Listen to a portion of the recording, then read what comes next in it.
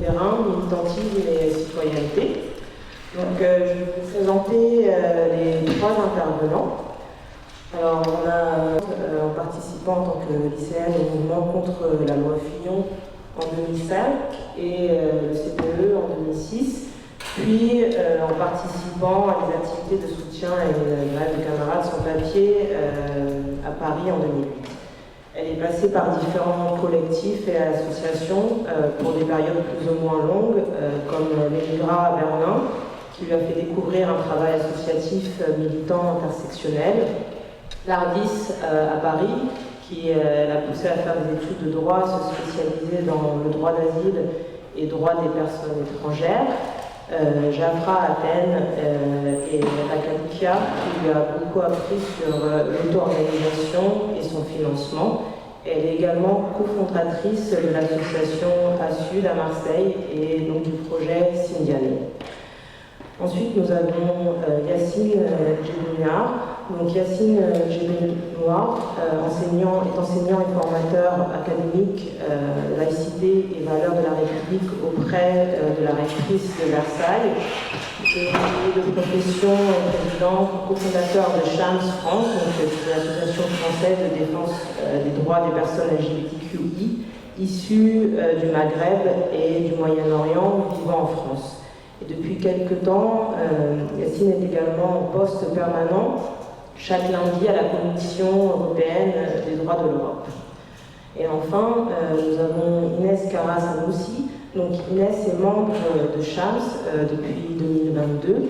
Elle participe aux actions de Chams liées à l'accompagnement des personnes trans dans leur démarche et la sensibilisation via la formation. Et c'est grâce à la danse orientale qu'elle a commencé sa révolution de genre. Et aujourd'hui, en tant que femme libérée accomplie, elle est référente de la filière transidentité dans un hôpital où elle accompagne médecins et patients pour une meilleure prise en charge des personnes trans.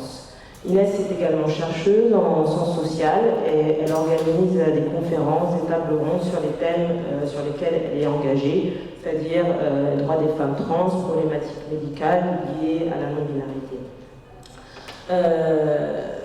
Donc, ma première question serait quelle est votre vision du militantisme par rapport à votre trajectoire, expérience personnelle, mais aussi à votre travail associatif?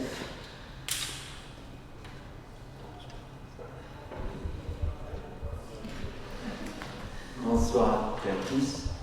Alors déjà, je vous remercie pour l'invitation et je remercie surtout Ludovic Mohamed Zaïd qui est quand même notre parrain et marraine invité à tous.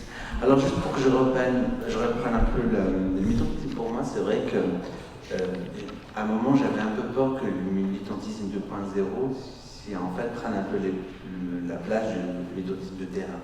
Parce que c'est vrai qu'en fait, souvent, malheureusement, je le dis souvent, il y a beaucoup de personnes qui sont derrière leurs écrans et qui disent militants parce qu'ils vont, je peux permettre d'insulter l'État, reprendre une loi, en commentant une loi, c'est très bien et c'est très important, mais derrière aussi, il y a des gens qui n'ont pas où dormir, il y a des personnes séropositives qui sont perdues, et il y a des gens, il y a des femmes violées, il faut les accompagner. Alors tout ça, en fait, il faut que nous, les actions de terrain ou de quotidien, on doit intervenir, et surtout, il faut que le militantisme 2.0 en fait soit un peu, si vous voulez, en fait, une prolongation de nos actions, ou même aussi que ce soit un support, ce que Jeans est devenu. Et c'est important parce que souvent, Jamal renvoie des personnes qui contactent Jeans. Ici aussi, je rends hommage, il est encore vivant, mais à Super Zero, qui tient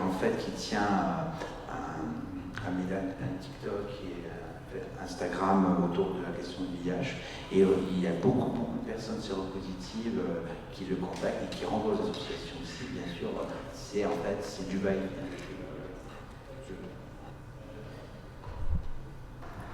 Alors sur la question du militantisme, moi avant de commencer ma transition, etc., je pensais que j'étais militante parce que je faisais de la danse, j'étais orientale, j'étais un garçon, etc. Par la suite, j'ai compris que ça s'inscrivait dans le collectif, le militantisme.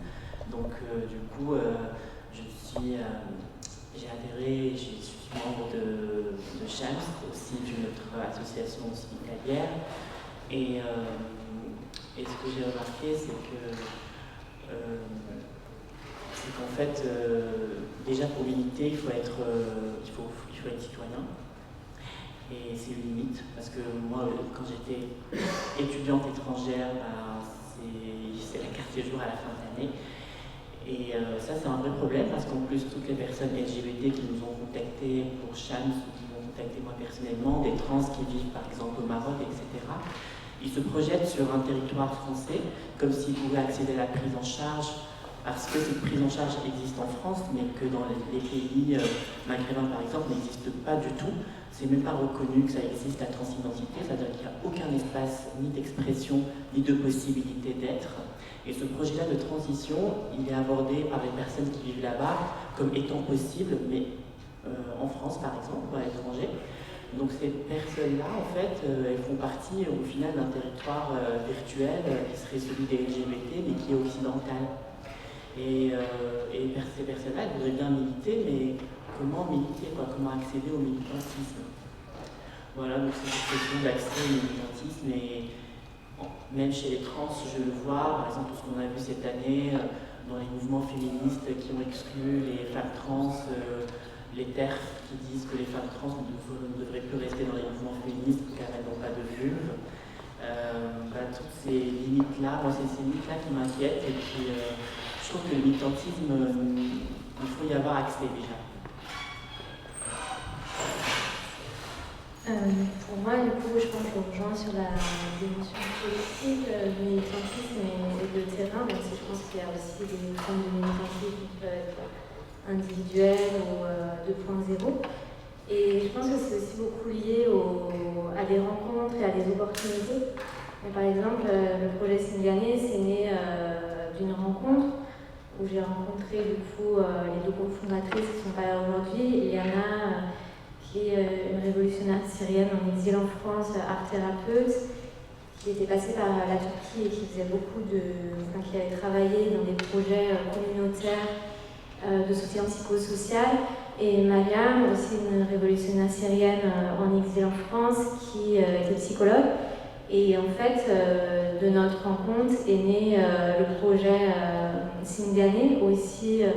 Moi, j'avais été, comme disait Aminata, à l'ARDIS, et je trouvais que l'accompagnement psychologique des personnes demandeuses d'asile et en exil faisait vraiment défaut, et notamment du fait, comme disait Magali qui était dans le public tout à l'heure, de l'absence d'interprétariat.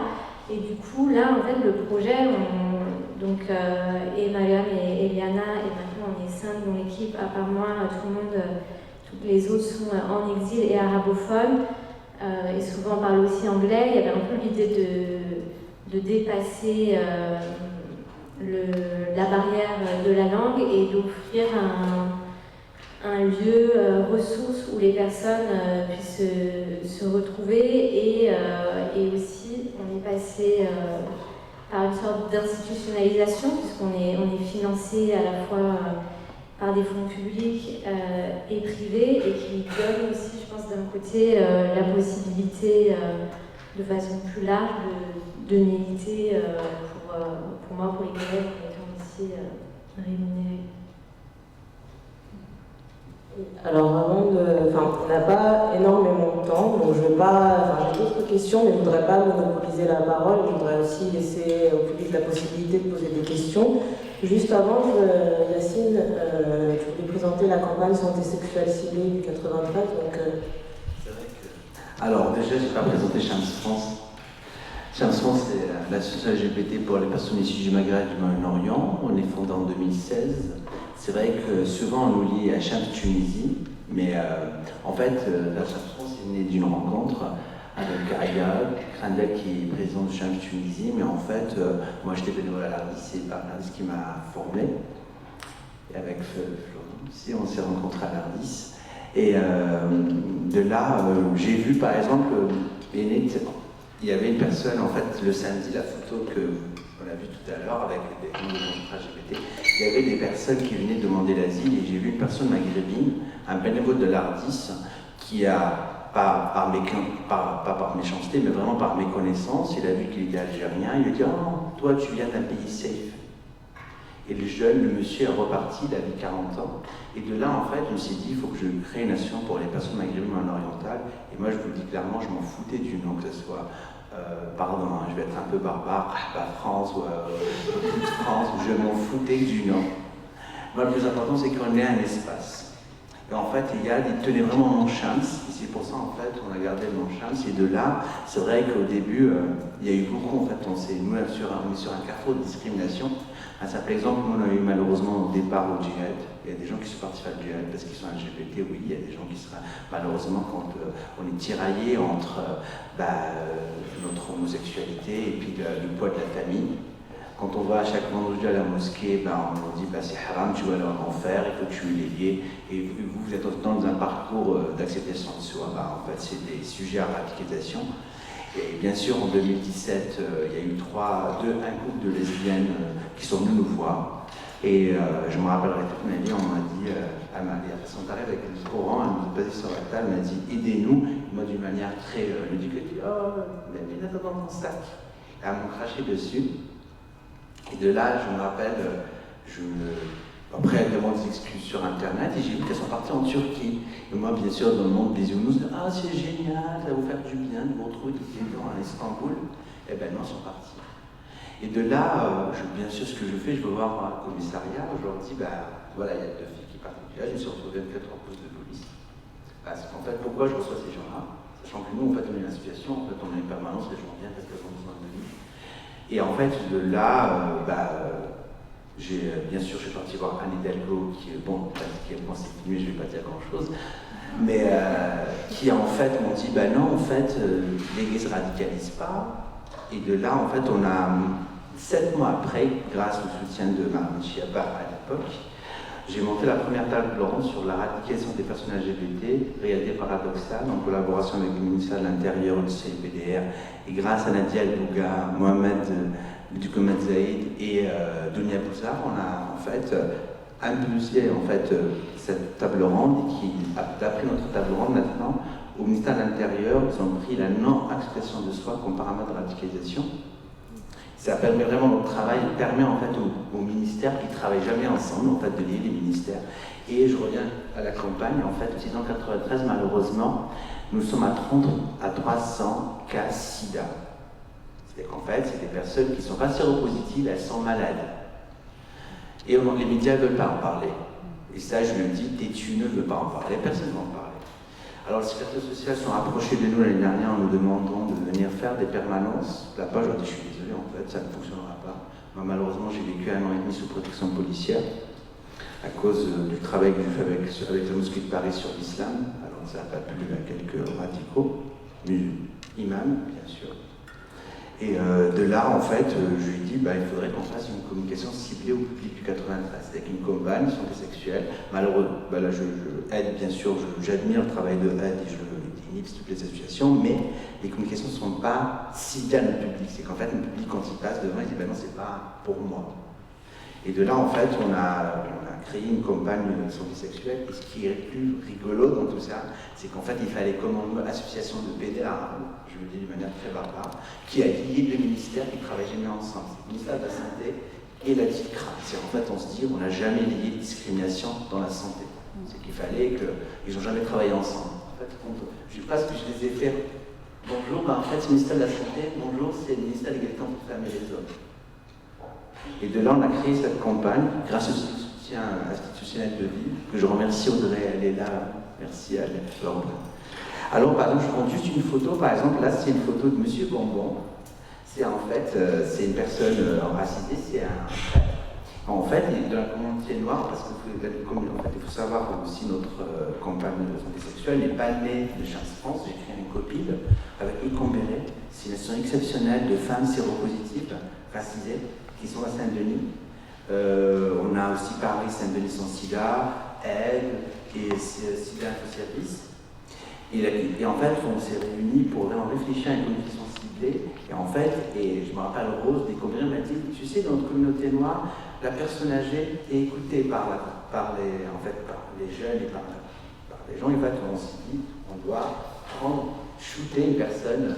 Et puis c'est des photos, en fait, toutes les photos, je ne veux pas les faire passer, mais toutes les photos sont faites dans le 93 pour le 93. Et moi, je vais bien sûr montrer la préférée. Désolé les mannequins, ils ne vont pas être contents. Mais la préférée pour moi, ça c'est Raoul Rania. Ce sont deux influenceuses très suivies par les jeunes. C'est cette photo. Pourquoi ? Moi j'adore cette photo parce que ça parle, en fait, c'est une femme racisée séropositive, son mari blanc et son enfant séronégatif. Elle séropositive, son mari séronégatif et les bébés séronégatifs. Ça montre clairement en fait que le plus important c'est le dépistage, c'est pas d'être séropositif ou séronégatif. Et quand vous allez scanner, on a mis un code, quand vous scannez, ça vous renvoie directement à tous les labos sans ordre du 93. En fait, il faut savoir qu'on a un dispositif qui est exceptionnel en France qui s'appelle les labos sans ordre. Vous vous présentez avec une carte vitale, sans papier ou avec les papiers, sans. Vous y allez, vous voulez faire un dépistage. Et grâce à l'actrice de Madame Aurélie Cambas, que je salue, même si elle n'est pas présente, elle a développé aussi à toutes les EST. C'est qu'en fait. Alors, comme il y a un trou, en fait, ils ont développé ce projet, mais le dépistage n'a pas été développé. En fait, on a profité de cette campagne pour la développer. Et depuis qu'on a fait la campagne, il y a une visite de plus de 5% sur le dispositif. Voilà un peu je rends hommage aussi à Juliette, que je trouve très touchante. Elle a accouché d'une fille. Bon, désolé, j'ai pris beaucoup de paroles sur ça. Et c'est fini, je vous laisse parler. Comme je le disais, on va passer aux questions, comme ça permet d'avoir un temps d'échange avec le public.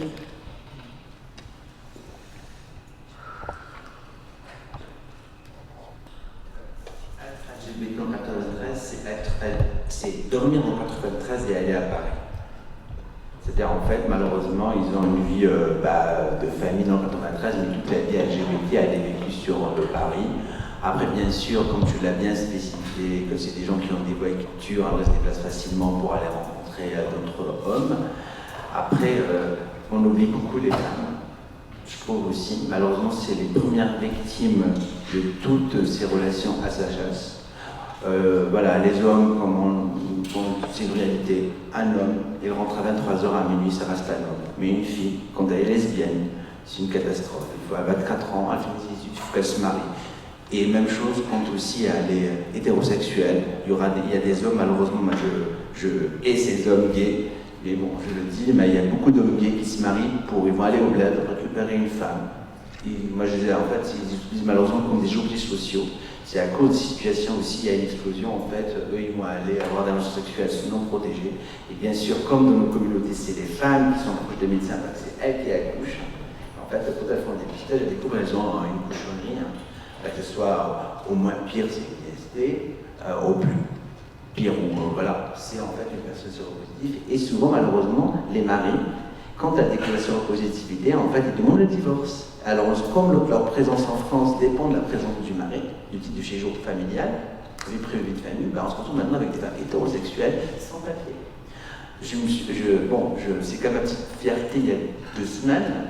Comme vous l'avez vu, notre cher ministre de l'Intérieur a fait une petite semaine de pinkwashing. Alors moi j'ai sauté sur l'occasion pour aller le rencontrer, pour lui dire, parce que j'ai 149 femmes, un grand F, séropositives, qui en fait sont en plein avec l'OFPRA, comme nous avons l'agrément de l'OFPRA, m'ont signalé qu'en fait il n'y a pas de place pour elles. Elles ne sont pas réfugiées politiques. Elles sont séropositives, et comme en fait dans nos pays, au Maghreb et au Moyen-Orient, il y a un gros problème entre accessibilité et disponibilité. Il faut savoir que certes, tout le monde dit bien en fait, oui, mais en Algérie, il y a le traitement. Mais il y a le traitement, mais il n'est pas accessible. Et en fait, de là, je me suis permis en fait cette semaine pinkwashing, en fait, on a rendez-vous, j'ai dit, voilà, ce qui se passe, et le lendemain, en fait, on a créé une case spéciale pour ces 149 femmes. Alors voilà, elles ont droit à l'asile, c'est qu'en fait, la réponse positive ou négative dépend de leur dossier d'asile, mais elles ont accès à l'asile. Pour moi, vraiment, c'est la grande réussite de Schlinz. Et c'est pour ça que je trouve que Schlinz France, ok, on est LGBT, mais franchement, on est LGBT dans notre identité, mais en fait, comme on est sur un plafond de discrimination, on n'est pas que sur les questions LGBT. Là, par exemple, cette campagne, on l'a lancée le 17 mai. C'est qu'on a fait la fête en 93 le 17 mai. Parce que si on a dit, on va faire la fête le 17 mai, parce que la journée nationale contre l'homophobie, ça ne fonctionnera jamais. Il fallait qu'en fait, qu'on aille du macro au micro. Pour toucher les questions LGBT, il faut qu'on aille de la santé. Voilà, c'est un peu la démarche qui, même à Marseille aussi, ce sera la même chose. On parlait de territoire marseillais, parce que là, j'ai commencé un travail sur Marseille, mais je vais revenir en septembre pour le continuer. C'est qu'à Marseille, la stratégie que je suis en train de développer, c'est de rencontrer les directeurs de centres sociaux. Parce qu'à Marseille, les personnes habitantes de Marseille vont me corriger aussi, ils ne sont pas français, ils ne sont pas maghrébins orientaux ou subsahariens, ils sont marseillais. C'est une nationalité. Et là, en fait, et je vois, il faut aller dans les jeunes, dans les centres sociaux, et c'est une nouvelle stratégie que j'espère développer à partir de septembre pour pouvoir faire une campagne ou un projet vraiment ciblé au public marseillais.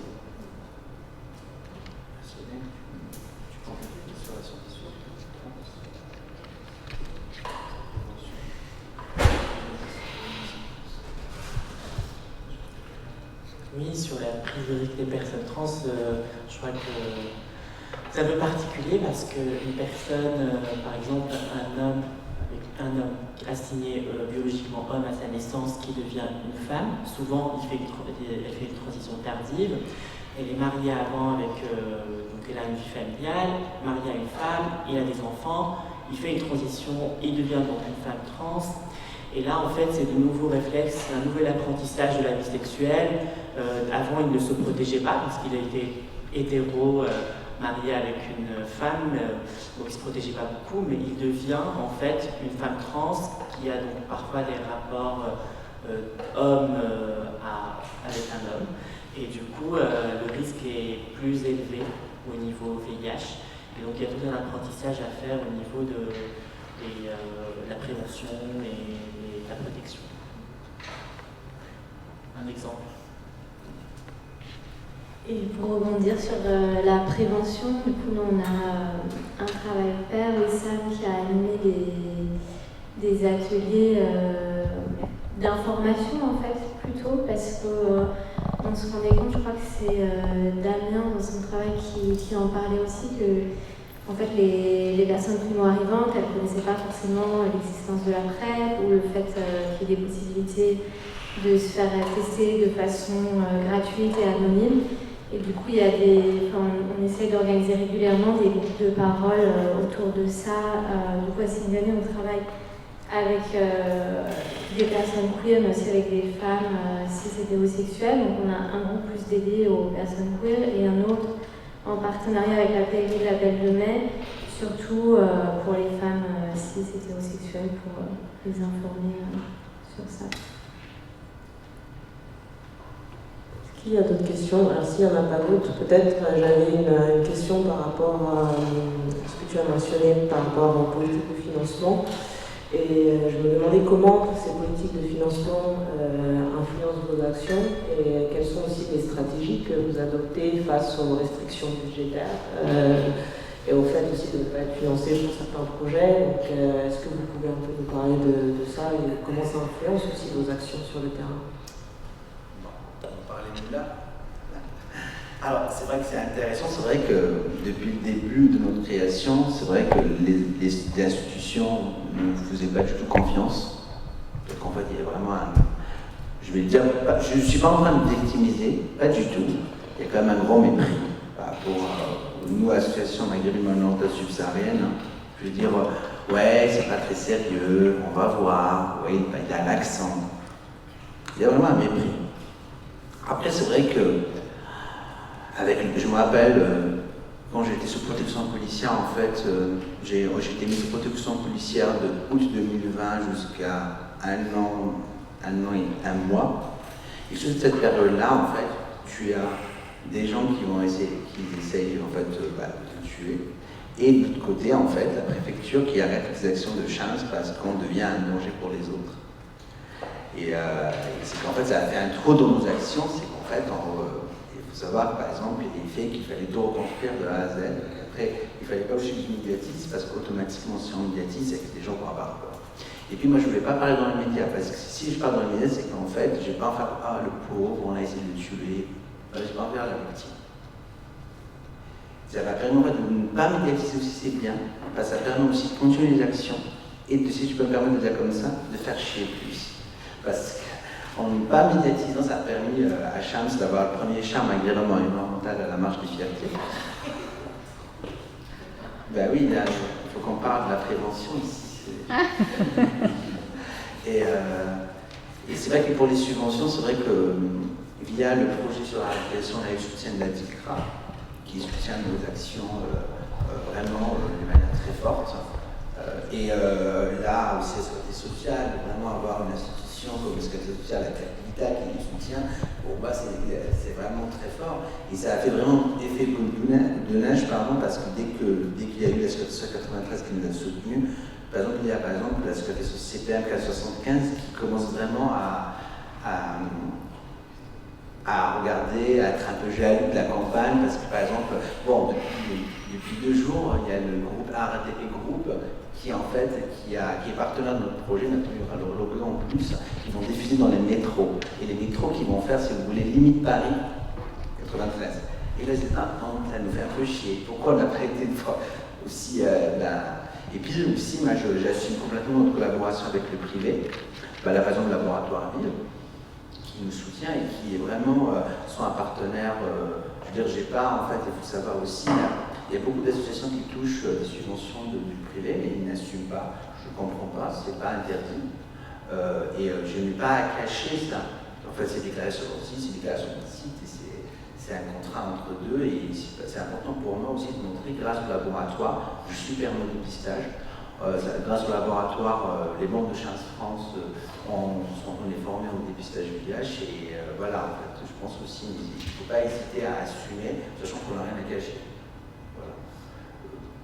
C'est vrai que malheureusement, les dossiers de subvention, c'est vraiment. Il faut avoir un CDI dans sa structure, surtout que je pense qu'on est tous bénévoles de nos structures. Alors c'est très lourd, mais vraiment si vous avez besoin d'aide pour les gens qui veulent vraiment, si vous voulez que je vous mette en relation par rapport aussi de la DICRA, comment faire, n'hésitez pas. Après c'est vrai que j'en parle toujours à le diplôme mosaïque, qu'on le veuille ou non, je reviens au mot que je n'ose pas le dire parce qu'il y a le mot islam, que vraiment qu'on le veuille ou non. Dès qu'on met le mot islam dans un institut, ça ne fonctionne pas, ça bloque. Ça, on se dit, il y a un problème, contrairement si on met le antisémitisme. Voilà, ça fonctionne, mais dès qu'on met le mot islam, ça bloque et on ne sait pas pourquoi. Alors c'est pour ça que je l'assume malheureusement pour que ça fonctionne. On sait très bien que 99% de notre communauté, c'est des musulmans, on fait des tours inclusifs. Les femmes lesbiennes voilées, elles sont les bienvenues. Mais voilà, pour avancer, avoir une notoriété, et je crois qu'un jour on mettra dans nos statuts lutte contre l'islamophobie. Voilà, on ne peut pas le mettre pour pouvoir malheureusement exister. Voilà, c'est triste, mais c'est comme ça. Nous, de notre côté, on est financé par des fondations privées, mais aussi par la ville de Marseille, le conseil départemental des Bouches-du-Rhône, pas par des laboratoires, par choix aussi. Mais en fait, ce qui est intéressant, c'est que nous aussi, on allait chercher, même si ce n'est pas exclusivement, des financements sur la santé, parce que c'était là où le fait, donc comme je disais, dans l'équipe de Cindy Année, on est 5 à mi-temps, et mes quatre collègues sont des personnes concernées par l'exil, et du coup, on a utilisé le vocabulaire un peu de la pérédance qu'on retrouve plutôt dans la santé communautaire, où c'est plus accepté que de parler de communautaire dans les actions sociales. Et c'est aussi parce qu'on est porté par une association où il y a surtout des médecins, des chercheurs, parce que effectivement ça prend beaucoup de temps de faire des demandes de subventions, notamment parce qu'il y a tout ce qui est évaluation des actions.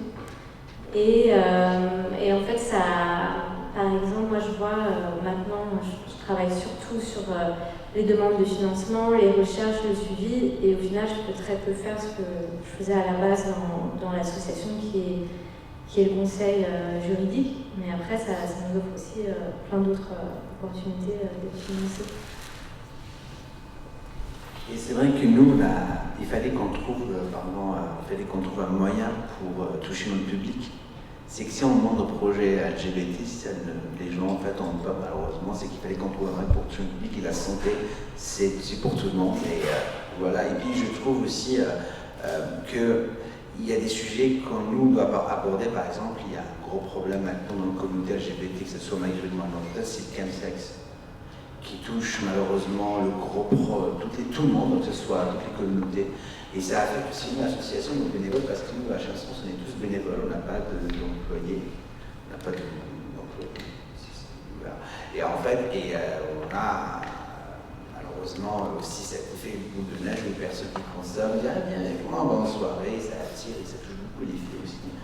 Et là, je pense que le gros chantier que nous, toutes et tous, on doit lancer, c'est l'accompagnement des personnes consommateurs de chemsex ou de drogue, qui malheureusement, en règle générale, qui affecte énormément l'inclusion des personnes et leur parcours, que ce soit le parcours d'acceptation et le parcours de personnes en France, migrantes en France, et aussi le parcours, la raison que aussi la précarité pousse à ce genre d'activité, malheureusement. Par exemple, il y a un Tunisien qu'on suit à Shams qui me dit en fait j'en ai marre d'être dans la rue, il s'est mis sur le Grindr.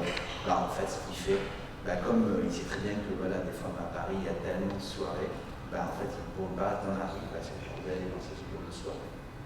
Alors voilà, alors nous à partir du 30 septembre, on aura 6 000 € qu'on doit bloquer sur le compte de Shams pour héberger les personnes, parce que on a une collaboration avec Ibis France Hôtel, qui en fait il nous offre chaque nuit à 25 € avec petit déjeuner, parce que souvent en permanence, on a des personnes qui arrivent le soir à 20h, en fait, tout est fermé à 20h, qu'est-ce qu'on va faire?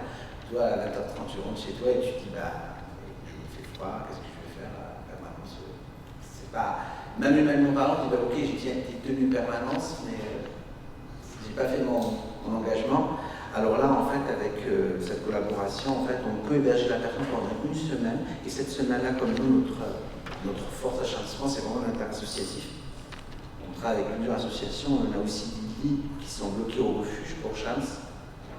Et en fait, de là, ça nous permet cette semaine-là d'héberger la personne, de rebondir, si tu veux, que ce soit avec SOS Monde Danger. Il y a vraiment un associatif très fort avec qui on travaille.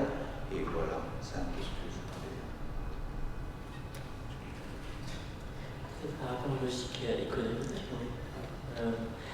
Je pense qu'aujourd'hui, il y a une autonomisation des associations sur certains sujets. On voit par exemple avec les assos trans qui ont l'expertise de leur santé, donc ils connaissent très bien quelles sont les problématiques des personnes trans, comment trouver des solutions à leurs problèmes.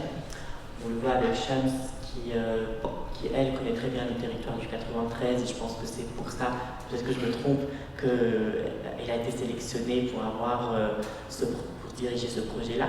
Donc il y a en fait un savoir-faire associatif qui est commercialisable en fait, et ça peut être une façon de financer une partie des actions.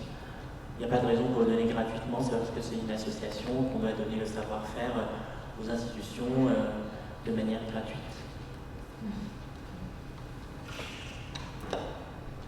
Je ne sais pas s'il y a d'autres questions. Je pense qu'on doit plus ou moins... ça va toucher à sa fin parce que 45 c'est la limite. Mais s'il y a une ou deux questions pour aller prendre et faire un tour de table,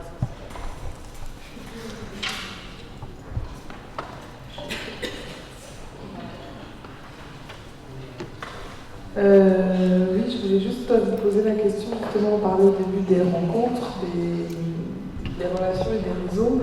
Comment vous travaillez ça au quotidien, c'est-à-dire dans quelle dynamique vous êtes? Évidemment, je pense aussi, moi, je fais partie du secteur plus de la culture, donc comment ça se croise, aussi bien en termes de financement que de projet, et est-ce que c'est concluant ou est-ce qu'il y a des choses que vous voudriez partager? C'est vraiment... Là, il y a quelques semaines, j'ai été contacté par le musée d'art contemporain de Strasbourg. Ils font un village associatif autour des questions LGBT, un projet avec Meryl Lewis, qui est en fait un artiste israélien, et qui est israélien mais qui est anti-Israël. Il vit au Maroc, alors il s'est réfugié au Maroc. C'est intéressant comme parcours. Et en fait, il m'a mis en relation, il me fait un voyage associatif avec une réflexion sur les cultures. Alors voilà, en fait, on travaille un peu avec eux, on va voir ce que ça va donner. Et c'est vrai que c'est vrai que dès qu'il y a une personnalité politique ou quelqu'un qui te porte, en fait, il y a d'autres personnes qui viennent parce que voilà, cette confiance, malheureusement, et je trouve, là par exemple, d'un côté, c'est très bien qu'on soit très vu et accompagné, mais de l'autre côté, en fait, c'est qu'il y a beaucoup de personnes dans le besoin qui nous contactent. Et ça, c'est le plus important, le cœur de chien, c'est d'accompagner les gens. Et d'accompagner les gens, ça, je dis voilà, ça n'a pas de prix. Là, par exemple, on a ce qui se passe en Afghanistan. C'est une catastrophe qui se passe en Afghanistan. Il ne faut pas. Les personnes LGBTQI sont utilisées comme des jouets sexuels par les talibans. Il y a malheureusement des personnes, des talibans qui prennent comme les femmes ne peuvent pas les accompagner dans leur parcours de montagne. En fait, ils prennent des personnes trans. Parce que pour eux, ça ressemble un peu à une femme. C'est affreux ce qui se passe. Alors, imaginez à 1h du matin, vous recevez sur Twitter, help me, qu'est-ce qu'on va faire avec ça? Alors, le gros projet qu'on va faire, pour faire chier les politiques, pour qu'ils bougent un peu aussi, le ministère des Affaires étrangères bouge, on va faire une journée, en fait, sur le février prochain, 2024, à l'hôtel de ville de Paris, on fait une soirée sur la place de la culture drame, dans la lutte contre l'homophobie au Maghreb et au Moyen-Orient, pour ramener plusieurs personnes LGBTQI+, du Maghreb et même du Yémen. Et grâce à Jean-Marc Bertrand, qui est ambassadeur de droits LGBT, en fait, on peut facilement avoir des visas pour ces personnes-là. Et l'objectif, c'est de créer réseau. Et et surtout, en fait, à l'hôtel de ville, vous allez voir je vais afficher plus de 380 messages. Bien sûr, je vais effacer les identités. Et pour montrer aussi quand les personnes vont rentrer, vont voir les messages de toutes les personnes qui nous contactent. Et des fois vraiment c'est ingérable. Des fois c'est dur aussi de recevoir ça tous les jours. Et n'hésitez vraiment, si vous pouvez militer dans n'importe quelle association, faites-le. Parce que ce soit, je ne dis pas bien sûr de Nacham Rahaba, on veut me faire comme ça à Marseille, mais n'importe quelle association. Allez-y parce que vraiment, votre engagement, même si c'est 1 heure par mois, c'est des vies. Que ce soit si vous êtes DJ, venez, si vous êtes faites ce que vous pouvez, mais engagez-vous. Du coup, c'était sur le lien entre culture et notre travail. Mais du coup, je pense que d'ailleurs, toi, tu étais venu comme ça à Singané. On a pas mal d'artistes qui nous proposent, qui ont des bourses DRAC pour ouvrir le monde et qui viennent du coup nous proposer des résidences un peu. Il y a plusieurs résidences par an comme ça qui se déroulent à Singané. Notre psychologue, Rim, elle travaille aussi avec des chorégraphes ou des danseurs, danseuses pour faire de la médiation thérapeutique par la danse. Pendant longtemps, on avait un metteur en scène syrien qui proposait de la dramathérapie. Du coup, on fait quand même pas mal de liens avec, j'ai l'impression, des artistes, mais souvent dans une visée thérapeutique. Comme on a un gros focus sur le stress post-traumatique, c'est un peu, disons que les intervenants dans l'équipe se saisissent de ces propositions pour travailler le trauma plutôt au niveau corporel ou un niveau qui n'est pas un niveau non-verbal.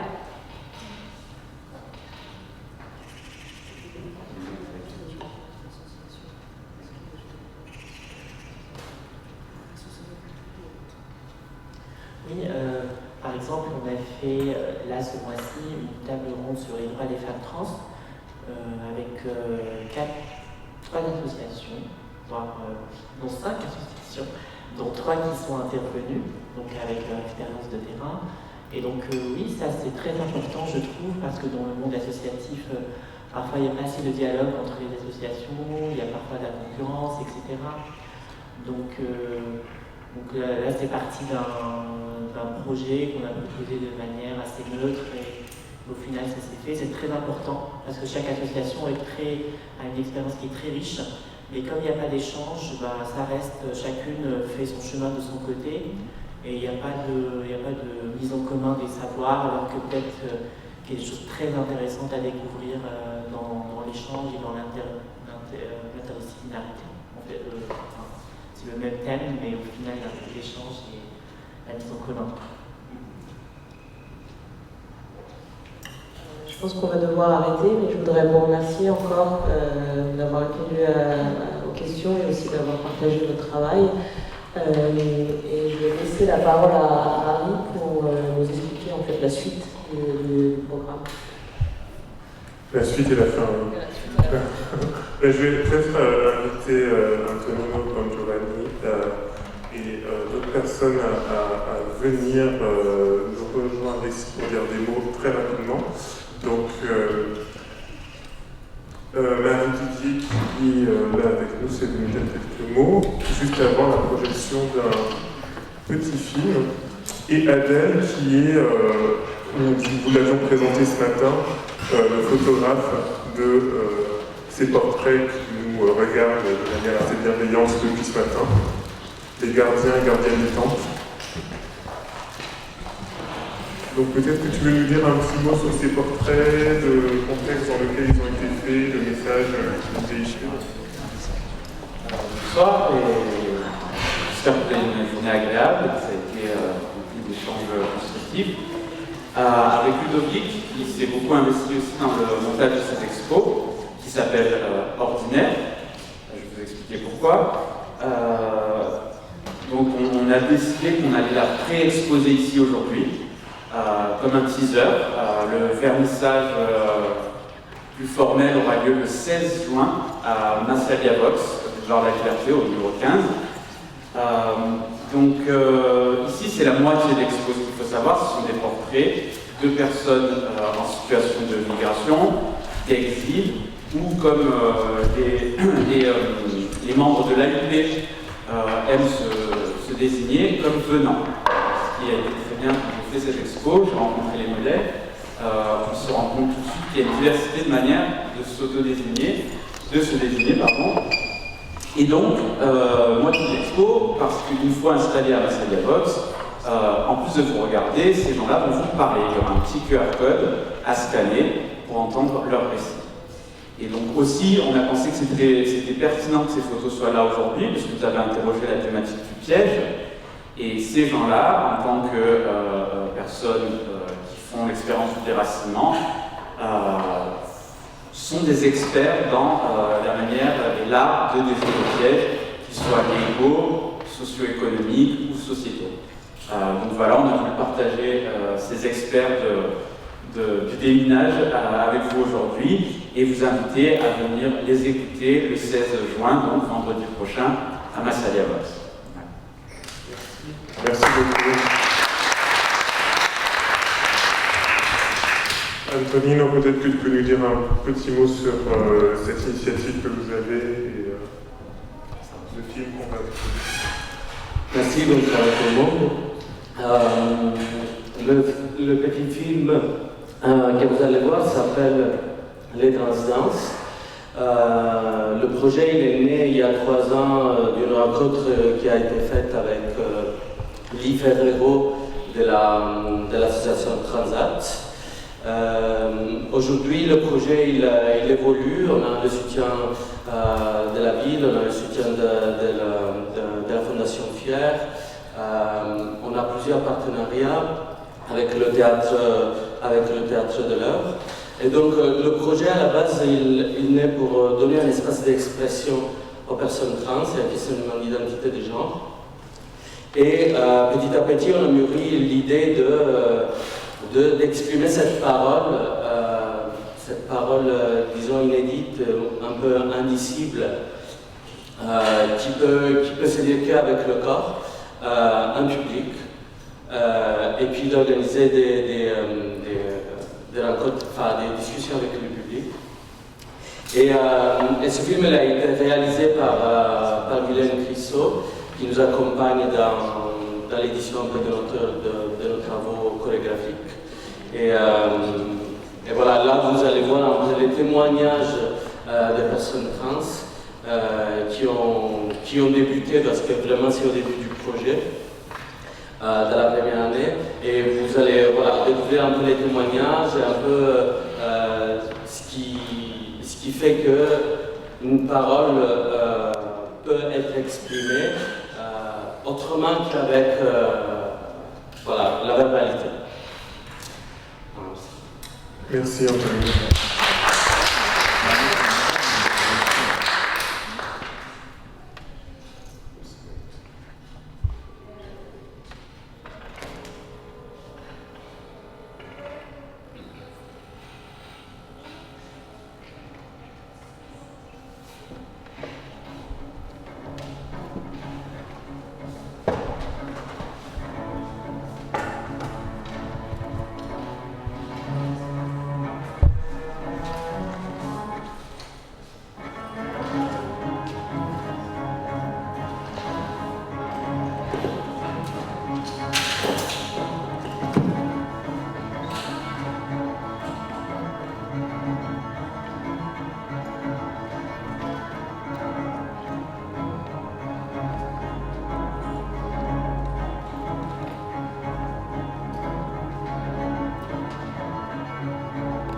Un mot de fin pour remercier Aminata et Harry, sans qui cette journée n'aurait pas eu lieu. Charlotte, voilà, les Florence aussi. Sinon, la journée aurait lieu, mais dans un lieu beaucoup moins adapté. Les partenaires institutionnels, le laboratoire IEMEC et SESTIM, IEMEC et SESTIM, et les autres partenaires institutionnels dont les logos sont sur le programme, le Festival Marseille avec Marie Didier, Yoke du bureau, qui a permis chaque année encore de visibiliser les artistes, les migrants, enfin vraiment il y a pas mal de retours par le biais du Festival de Marseille sur cette journée. Pierre, qui nous permet encore cette année, un grand merci de ramener tout son matériel et tout, donner du temps, d'être hébergé à l'arrache, nourri à l'arrache, et qui nous permet d'archiver ces activités. Qui d'autre? Bonne question. Tout le monde, les participants, les participantes quand même, sans qui il n'y aurait pas eu de journée du tout, avec des débats très intéressants. Et donc ce soir, à 21h30, à la Darnanifa, rue d'Aubagne, soirée karaoké avec les migrants, Mohamed Senesi de AUP, des usagers de la PADA, et Sindiane Olga qui vient de partir, qui est intervenu tout à l'heure.